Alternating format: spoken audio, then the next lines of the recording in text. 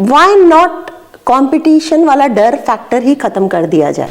They are getting prepared for various competition. Competition तो है, हम सब एडमिट करते हैं, जो मेरे टाइम में था, आपके टाइम में था, उससे कुछ बहुत ज़्यादा। लेकिन इस कंपटीशन का जो स्ट्रेस है वो लेवल पे बहुत हाई हो चुका है। तो नारायणा का करिकुलम सेल्फ डिज़ाइंड है और ये हमारा सेंट्रलाइज प्लेटफॉर्म है। नमस्कार दोस्तों, मेरा नाम अनिल शर्मा, प्रयास समाचार देख रहे हैं। मैं इस समय हूँ नारायणा ई टेक्नो स्कूल है जो वैशाली नगर में है और उनकी प्रिंसिपल साहिबा हैं रेनू शर्मा जी। नारायणा इस स्कूल ने काफ़ी अच्छे कोर्सेज शुरू कर रखे हैं बच्चों के लिए, कहते हैं ना वैरायटी, वो इस स्कूल में है। तो मन किया, मैंने कहा क्यों ना मैम से पूछा जाए। मैम नमस्कार, आपका राज समाचार में बहुत बहुत स्वागत है। नमस्कार सर। आप कर अभी मैं कुछ बच्चों से बात कर रहा था, मैंने कहा कि क्या बोले, यहाँ बड़ा फ़ायदा होता है पढ़ाई करने। जो कोर्सेज ऐसे होते हैं कि आगे ऐसा नहीं लगता कि हमें कंपटीशन अगर देना है तो फिर परेशानी हो, किसी कोचिंग में जाओ। ऐसा क्या कर रखा आप लोगों ने? एक्चुअली सर, बेसिकली क्या होता है, एजुकेशन पेरेंट बेसिक एजुकेशन से ऊपर चाहता है अपने बच्चे के लिए, राइट। तो कंपटीशन तो है, हम सब एडमिट करते हैं, जो मेरे टाइम में था, आपके टाइम में था, उससे कुछ बहुत ज़्यादा ऊपर आ चुका है। लेकिन इस कंपटीशन का जो स्ट्रेस है वो लेवल पे बहुत हाई हो चुका है। तो नारायणा का करिकुलम सेल्फ डिज़ाइंड है और ये हमारा सेंट्रलाइज प्लेटफॉर्म है। तो हमारे जो मेंटोर हैं, जो फाउंडर हैं, पुनगुरु नारायणा सर, उन्होंने बहुत साल पहले एक कोचिंग सेंटर से एस्टेब्लिश किया था इसको। वो खुद मैथ्स के बहुत बड़े, I would say, philosopher. He is a wonderful educationist. कभी मौका लगा तो आप ज़रूर उनसे मिलिएगा। उनका सिर्फ एक या दो स्टेटमेंट से लेसन्स लर्न हो जाते हैं। I am very fond of him, not because he is my boss, because he is a wonderful educationist. और आज जिस मुकाम पे नारायणा है ना, वो सारा श्रेय उन्हें जाता है, उनके विजन को जाता है। और उस विजन में शायद उन्हें लगा कि व्हाई नॉट कंपटीशन वाला डर फैक्टर ही खत्म कर दिया जाए। तो इस वजह से उन्होंने ये प्रैक्टिस नारायणा स्कूल के नाम से शुरुआत की। और हमारे बच्चे बहुत, आप देखोगे ग्रेड 3 से they are getting prepared for various competitions. तो 4-5 में आके जो हमारे एनटॉप एग्ज़ाम होते हैं, वहाँ हमारे बच्चा ऑलरेडी वो प्रिपेयर्ड है different set of question papers के लिए। यानी एकेडमिक्स हमारे बच्चों के लिए एक लेवल पे आने के बाद ना, इट बिकम्स अ रूटीन। एक प्रेशर नहीं फील करता बच्चा, वो हमारे डेली रूटीन का एक हिस्सा बन जाता है। और अगर मैं इसको एक लेमैन, ऑर्डिनरी पर्सन के लैंग्वेज में बोलूँ तो बच्चा उसके हैबिचुअल हो जाता है, उसका डेली टाइम टेबल में वो एक पार्ट एंड पार्सल बन जाता है। तो बच्चे को जो लास्ट में और स्कूल्स में एक प्रेशर आता है ना, 10th के बाद क्या सब्जेक्ट ऑप्ट करना है, मुझे मैथ्स लेना है या मुझे PCM लेना है, मुझे नीट करना है, IIT करना है, वो प्रेशर हमारे पास ऑलरेडी शेयरिंग मोड पे आ जाता है। हम वो ग्रेड 6 ऑनवर्ड्स मेरा बच्चे को क्लियर होने लगता है और 7th में आके वो बता देता है मुझे नीट करना है, IIT करना है, मुझे CA फाउंडेशन करना है। उसके पर्सपेक्टिव क्लियर होने लगते हैं क्योंकि हमारे कोर्सेज उस हिसाब से डिज़ाइंड होते हैं। यहाँ कौन कौन से कोर्सेज हैं मतलब कंपटीशन एग्जाम के लिए? सर देखिए, basically it is IIT, NEET, CA foundation पे हम अभी काम कर रहे हैं। और अगर मैं बात करूं तो जो JEE है वो हाईएस्ट टफेस्ट लेवल है कॉम्पिटिटिव एग्ज़ाम का। तो मेरे बच्चे हमारे कोर्सेज के हिसाब से NDA के लिए प्रिपेयर हो रहे हैं and all the other competitive जो एग्ज़ाम्स होते हैं सबके लिए प्रिपेयर होते हैं, क्योंकि हम उसको हाईएस्ट के लिए प्रिपेयर करते हैं। तो बाकी सब मिडिल स्टेजेस है, वो आराम से क्लियर करते हैं। वैसे बढ़िया ही है कि अगर आप ग्रेजुएशन मतलब यानी 12th करो और उसके बाद तैयारी करने जाओ, एक कोचिंग सेंटर में एडमिशन लो, फिर कोचिंग वाले तो अपने हिसाब से पढ़ाते हैं, खर्चा बस बढ़िया ही मैम, खर्चा भी बचता है, टाइम भी बचता है। सर सबसे बड़ी बात खर्चा और टाइम के अलावा, देखिए पेरेंट के पास पैसा है वो खर्च कर देंगे, लेकिन उससे ज़्यादा जो बचता है ना, वो बच्चा इंटरेस्ट लेके पढ़ता है, वो सबसे इम्पॉर्टेंट है। बिकॉज अगर बच्चे को इंटरेस्ट नहीं आए, एक प्रेशर के साथ पढ़ेगा तो वो हमेशा दबाव में रहता है। उस दबाव से उसे बाहर निकालने के लिए ये एक पैटर्न जो अर्ली एज से शुरू होता है, ये बच्चे के लिए बहुत हेल्पफुल है। आप एक एरिया में आते हैं, आप नई जगह है, नया कल्चर है, आपको अडॉप्ट करने में, हम ग्रोन अप होते हुए भी हमें उसे अडॉप्ट करने में टाइम लगता है। एक होता है हम बचपन से उस जगह पे रह रहे हैं, हम उस कल्चर के साथ ढल गए हैं, हमें कोई फ़र्क नहीं पड़ता। यही डिफरेंस है नारायणा में और दूसरे स्कूल्स में। यानी कि आओ, पढ़ो, सीखो, कंपटीशन की तैयारी करो और कुछ बन जाओ। राइट, टारगेट हमारा वही होता है। उससे ऊपर हमारा एक टारगेट होता है कि हमारा बच्चा खुशी से सीखे, जब सीखे तो खुश रहे और साथ में सबसे अच्छा एक बहुत अच्छा इंसान बने। तो इट्स नॉट दैट कि हम सिर्फ उसको नीट IIT करा रहे हैं या CA फाउंडेशन यानी कराएंगे। संस्कार भी सिखा रहे हैं। सर बहुत ज़रूरी है, अपनी जड़ों से जुड़ना बहुत ज़रूरी है। तो हमारा जो ट्रेडिशन है हम उनसे नहीं हटते, हम मॉडर्नाइजेशन लाते हैं, हम हाईटेक अपने बच्चे को बना रहे हैं, लेकिन हमारी जड़ जो है वो ट्रेडिशनल है, उससे हम अपने बच्चे को अलग नहीं करते, हम नहीं काटते। दैट इज़ वेरी इंपॉर्टेंट क्योंकि हम इंडियंस हैं। मैम, जब आप क्या टीचर्स की बात कर रहा हूँ, जब आप टीचर्स का इंटरव्यू लेते हैं तो क्या देखते होंगे मैम? सर देखिए, टीचर्स के लिए बहुत सारे पैरामीटर्स होते हैं। ऑलरेडी एज पर नॉर्म्स उनकी सबसे पहले तो क्वालिफिकेशन आती है। दूसरा उनका अप्रोच होता है, टीचिंग अप्रोच के अलावा उनका class management approach, class management skill को भी जज किया जाता है। इसके अलावा जो एक बहुत इंपॉर्टेंट चीज़ है जो शायद हर स्कूल में नहीं होती, आई वुड टेल यू कि हम लोग सेंट्रलाइज्ड हैं, है ना, we are pan India, we are running the same structure. तो हम लोगों का जो इंटरव्यू सिलेक्शन पैटर्न होता है that starts from school, gets clear through central office, और उसके बाद बाकायदा टीचर्स की ट्रेनिंग होती है, not only for academics. Academics के अलावा भी जो हमारे जिसको बोलते हैं ना हम हॉलिस्टिक डेवलपमेंट, जो CBSE हमें कहता है NEP के हिसाब से, उसके लिए प्रॉपर टीचर्स को ट्रेनिंग दी जाती है। साल में CBSE के तो वर्कशॉप्स होते ही होते हैं, ट्रेनिंग्स होते ही होते हैं। उसके अलावा हमारा इन हाउस भी वर्कशॉप्स होते हैं जिसमें हमारे टीचर्स इंक्लूडिंग प्रिंसिपल्स सभी ट्रेंड किए जाते हैं। So this is an ongoing process. ये नहीं एक सीजन में ट्रेन कर दिया, एक सीजन में 2 बार वर्कशॉप्स कंडक्ट करेंगे, 3 बार करेंगे एज पर द रिक्वायरमेंट। तो ये ऑनगोइंग लर्निंग प्रोसेस है मेरे टीचर्स के लिए। यानी इन टीचर्स को भी पकना पड़ता है लगातार। सर आई थिंक उससे मेरे बच्चों को ज़्यादा बेनिफिट होता है। हमारे बच्चे शायद इसीलिए एक्सेल कर पा रहे हैं क्योंकि टीचर डेली रूटीन में एक अनलर्निंग और लर्निंग प्रोसेस से गुजर रहा है। और आप जब आप टीचर से बात करेंगे, मिलेंगे, तो आपको खुद को डिफरेंस दिखाई दे जाएगा। और जो कनेक्टिविटी और बॉन्डिंग मेरे टीचर्स अपने पेरेंट्स के साथ बनाते हैं, वो ट्रस्ट जो हम उनका जीतते हैं, मेरे ख्याल से हम अपने मकसद में कामयाब हो रहे हैं। पेरेंट्स आते हैं मैम? पेरेंट्स मिलते हैं, रेगुलर मिलते हैं, टच में रहते हैं। आप एज ए प्रिंसिपल आप पास क्या क्या क्वेरी रहती होगी? उनके पेरेंट्स के दिमाग में क्या रहता होगा कि मैं अगर प्रिंसिपल के पास जाऊं तो क्या क्या क्वेश्चंस होते होंगे उनके? क्योंकि हर पेरेंट्स ना अपने अपने हिसाब से चीजें देखता है कि ये हुआ, ये हुआ, ये हुआ। एक इसके साथ एक सवाल और जोड़ता हूं मैं, बेटा घर में बदमाशी करता है, यहाँ बहुत अच्छा होता है, राइट। तो वो मतलब ये घर में बदमाशी करता है, आप यहाँ ना एकदम मेरा बेटा या बेटी जो भी है वो सीधा रहता है। वो कहता है घर के लिए भी समझाओ, फिर उसको कैसे मैनेज करते होंगे मैम? ये सवाल है ना। देखो मैं भी जाता हूँ अपने बच्चे के लिए, मेरा बेटा जैसे स्कूल में गया, वहां मैम इतना सीधा रहता है, लेकिन घर में आते ही वो ही तोड़ फोड़, वो ही बदमाशी। देखिए सर, ऐसा होता है, जनरली ये केसेस होते हैं जब बच्चा छोटी एज का होता है, लाइक 5th तक ऐसे केसेस हमें देखने को मिलते हैं, इनफैक्ट 6th में भी मिलते हैं। पेरेंट कहता है कि बच्चा हमारी बात नहीं सुनता, एंड हम उन्हें कहते हैं आपका बच्चा बहुत ओबीडियंट है, रेगुलर वो क्लास वर्क के साथ होमवर्क करता है। पेरेंट कहता है वो घर पे बुक्स नहीं खोल रहा, होमवर्क कैसे हुआ? एक्चुअली इसको अदरवाइज मत लीजिएगा, पर कई बार क्या होता है, एज अ पेरेंट हमारी एक्सपेक्टेशन बहुत हाई होती है। Okay.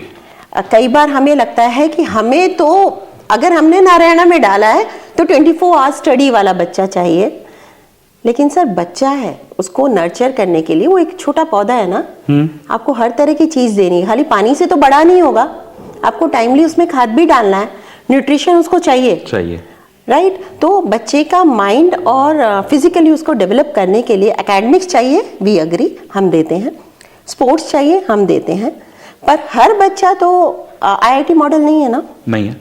May be somebody is very interested in art and craft, may be किसी को डांस बहुत पसंद है, हम तो 1 पीरियड देंगे, 2 पीरियड देंगे, मे बी कोई स्पोर्ट्स में बास्केटबॉल खेलना चाहता है, अब वो चीजें उसको घर पे नहीं मिल रही है, क्योंकि घर तो घर है ना, तो क्या करेगा, बर्तनों से बास्केटबॉल बना के खेलेगा।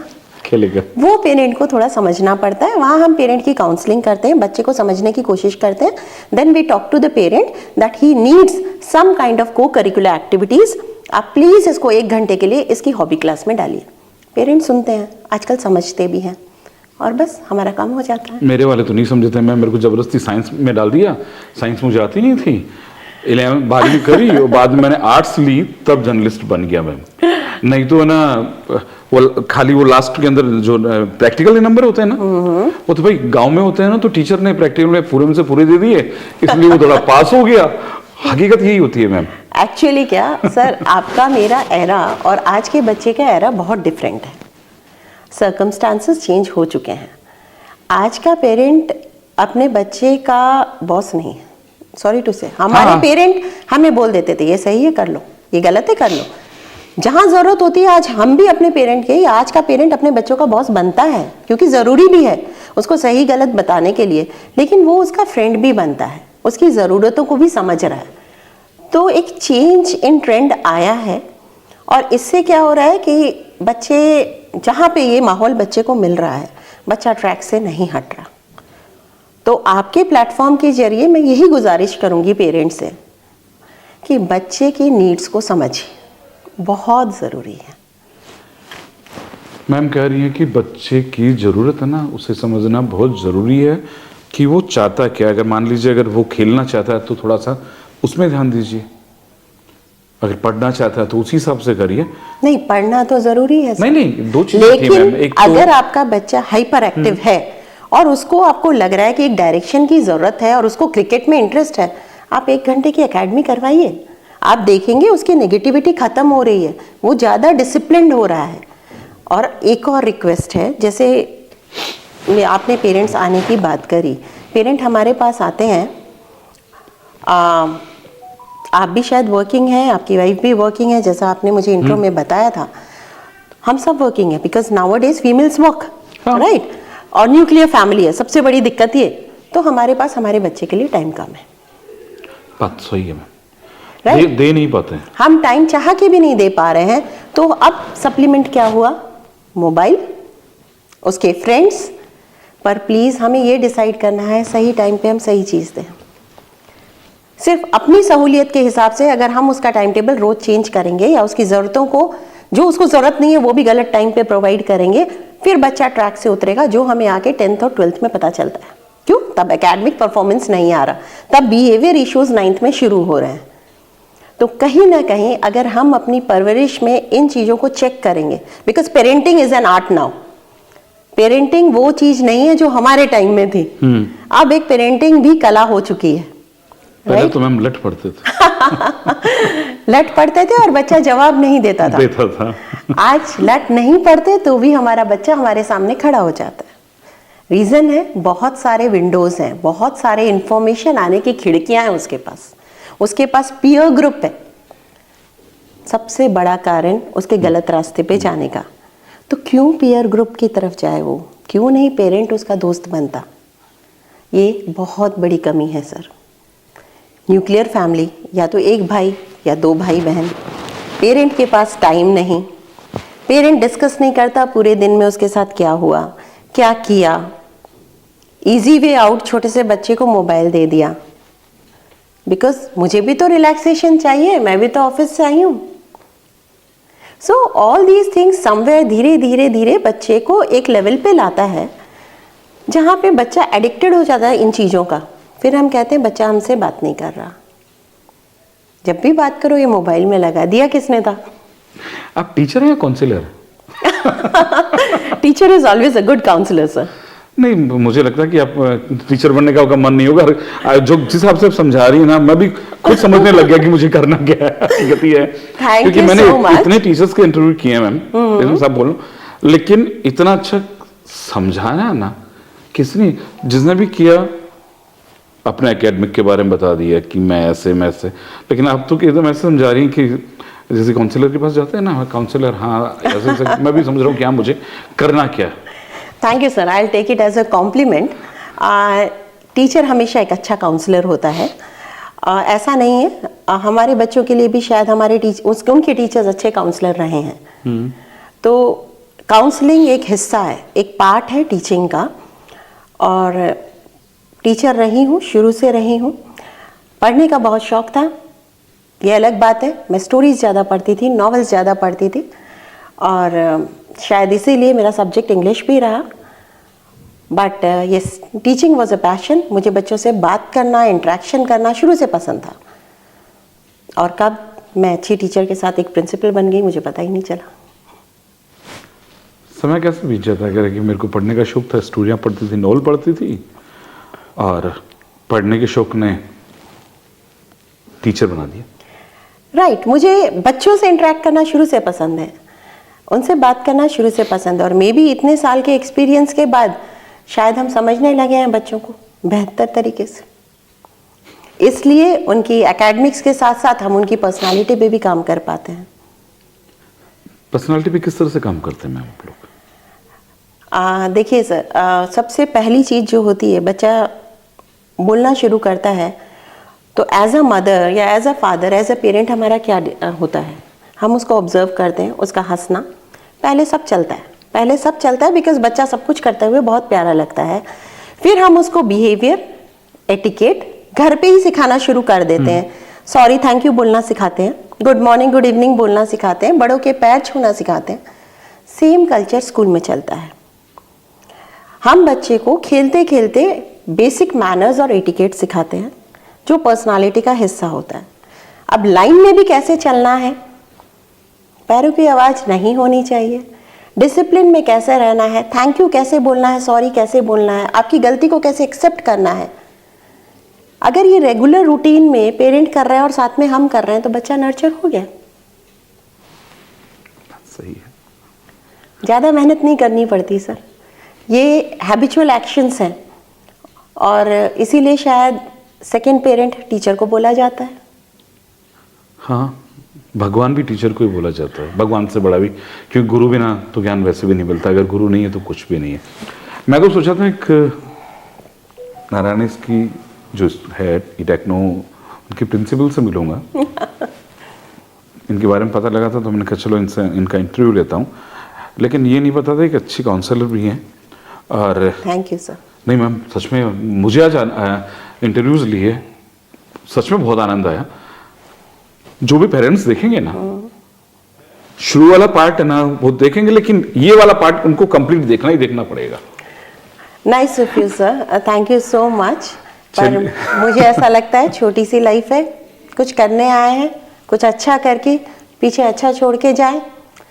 बिकॉज ये पीछे जो एक जनरेशन है, बहुत अच्छा लगता है जब बच्चे दौड़ के आते हैं और हम उन्हें पहचानते नहीं, कहते हैं मैम मैं आपका उस साल का बैच का बच्चा हूँ, और पैर छूता है, तब एक अलग सी खुशी होती होगी, बहुत अलग सी फीलिंग होती है। क्योंकि वो अपनी वाइफ, अपनी फैमिली के साथ होता है और तब पता चलता है कि ये बच्चे को कभी मैंने थप्पड़ मारा था। क्योंकि एक स्टूडेंट ने तो मुझे यहाँ तक बोला कि मैम आपके थप्पड़ ने ना मुझे इंसान बना दिया, अदरवाइज मैं ट्रैक से उतर जाता।